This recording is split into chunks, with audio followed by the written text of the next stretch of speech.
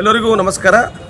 ಇವತ್ತು ಜೈ ಕನ್ನಡಿಗರ ರಕ್ಷಣಾ ವೇದಿಕೆ ವತಿಯಿಂದ ಕಲಬುರಗಿ ನಗರದ ಲೋಕಸಭಾ ಸದಸ್ಯರಾಗಿರುವಂಥ ರಾಧಾಕೃಷ್ಣ ದೊಡ್ಡಮನಿ ಸರ್ ಅವರಿಗೆ ನಾವು ಇವತ್ತು ಮನವಿ ಪತ್ರವನ್ನು ಕೊಡ್ಲಿಕ್ಕೆ ಬಂದಿದ್ದೇವೆ. ಕೊಡೋ ವಿಷಯ ಏನಂತಂದರೆ, ಕಲಬುರಗಿ ನಗರದ ಸುಮಾರು ತಿಂಗಳಿಂದ ವಿಮಾನ ಹಾರಾಟ ಬಂದಾಗಿದೆ.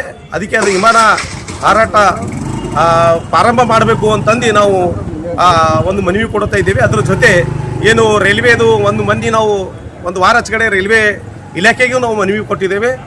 ಅದರಲ್ಲಿ 4 ಬೇಡಿಕೆದಲ್ಲಿ ಒಂದು ಬೇಡಿಕೆ ನಮ್ಮದು ಆಲ್ರೆಡಿ ಆಗಿದೆ. ಒಂದು ಏನು ಸಮಯ ಬದಲಾವಣೆ ಆಗಿತ್ತು, ಆ ಸಮಯ ಬದಲಾವಣೆ ಆಗಿದೆ. ಮತ್ತು ಇನ್ನೊಂದು 3 ಬೇಡಿಕೆ ನಮ್ಮ ಈ ವಿಮಾನ ನಿಲ್ದಾಣ ಜೊತೆ ಅದು ಒಂದು ರೈಲ್ವೆ ಬೇಡಿಕೆ ಅಂತ ಇದೆ.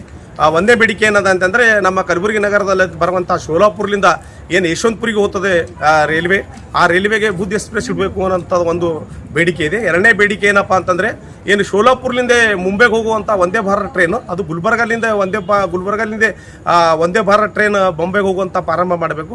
ಮೂರನೇದು ಏನಂತಂದರೆ, ವಿಭಾಗಿ ಕಚೇರಿ ಏನು ನದಿಗುದಿಗೆ ಬಿದ್ದಿರೋಂಥ ವಿಭಾಗಿ ಕಚೇರಿ ಕಾಮಗಾರಿನೂ ಪ್ರಾರಂಭ ಮಾಡಬೇಕು ಅಂತಂದು ಇವು 4 ಬೇಡಿಕೆ ಇಟ್ಕೊಂತ ಅರ್ಧ ಮುಖ್ಯ ಬೇಡಿಕೆ ಅಂತಂದರೆ ನಮ್ಮ ವಿಮಾನ ಹಾರಾಟ. ಯಾಕಂತಂದರೆ ಈಗ ಕಲ್ಯಾಣ ಕರ್ನಾಟಕದ 6 ಜಿಲ್ಲೆಗಳಲ್ಲಿ ಬರುವಂಥ ಕಲಬುರಗಿ ನಗರಕ್ಕೆ 6 ಜಿಲ್ಲೆ ಒಳವಂಟ ಬರುವಂಥ ಈ ವಿಭಾಗಿ ಕಚೇರಿ ದೊಡ್ಡ ಪ್ರಮಾಣದಲ್ಲಿ ವಿಭಾಗಿ ಕಚೇರಿ ಇರಲಿಂದ ಜನಸಂಖ್ಯೆ ಹೆಚ್ಚಿನ ಕಾರಣದಿಂದ ಅದಕ್ಕೆ ಈ ವಿಭಾಗಿ ಕಚೇರಿಗೆ ವಿಮಾನ ನಿಲ್ದಾಣ ಬಂದಾಗಿರಲಿಂದ ಕಲಬುರಗಿ ನಗರದ ಇಲ್ಲಿ ಸುಮಾರು ತೊಂದರೆ ಆಗ್ತಾ ಇದೆ. ರಾಜಕಾರಣಿಯವರಿಗೆ ಮತ್ತು ಸಾರ್ವಜನಿಕರಿಗೆ, ಉದ್ಯಮಿಗಳಿಗೆ ಹೋಗುವಂಥ ಬೆಂಗಳೂರಿಗೆ ಇದು ದೊಡ್ಡ ಏರ್ಪೋರ್ಟ್ ಇರಲಿಂದ, ಇಂಟರ್ನ್ಯಾಷನಲ್ ಏರ್ಪೋರ್ಟ್ ಇರಲಿಂದ ಇದು ವಿಮಾನ ಹಾರಾಟ ಬಂದಾಗಿದೆ. ಇದಕ್ಕೆ ಪ್ರಾರಂಭ ಮಾಡಬೇಕು. ಮತ್ತು ಏನು ಚಳಿವೇಶರ ಅಧಿವೇಶನ ನಡೆದು ಚಾಲೂ ಆಗಿದೆ ಕೇಂದ್ರ ಸರ್ಕಾರದಲ್ಲಿ. ಅದಕ್ಕೆ ಲೋಕಸಭಾ ಸದಸ್ಯರಾಗಿರುವಂಥ ರಾಧಾಕೃಷ್ಣ ಸಾಬ್ರು ಅಲ್ಲಿ ಧ್ವನಿ ಎತ್ತಿ ವಿಮಾನ ಸಚಿವರಿಗೆ ಮತ್ತು ರೈಲ್ವೆ ಸಚಿವರಿಗೆ ಇಬ್ಬರಿಗೆ ಜೊತೆ ಒಂದು ಸಭೆ ನಡೆಸಿ ಆ ಸಭೆಯಲ್ಲಿ ಚರ್ಚೆಯನ್ನು ಮಾಡಿ ಕೂಡಲೇ ವಿಮಾನ ಹಾರಾಟ ಕೆಲಸ ಮಾಡಬೇಕು ಮತ್ತು ರೈಲ್ವೆಯನ್ನು ಗುಲ್ಬರ್ಗದಿಂದ ಹೋಗುವಂಥ ಕೆಲಸಗಳು ಮಾಡಬೇಕು ಅಂತಂದು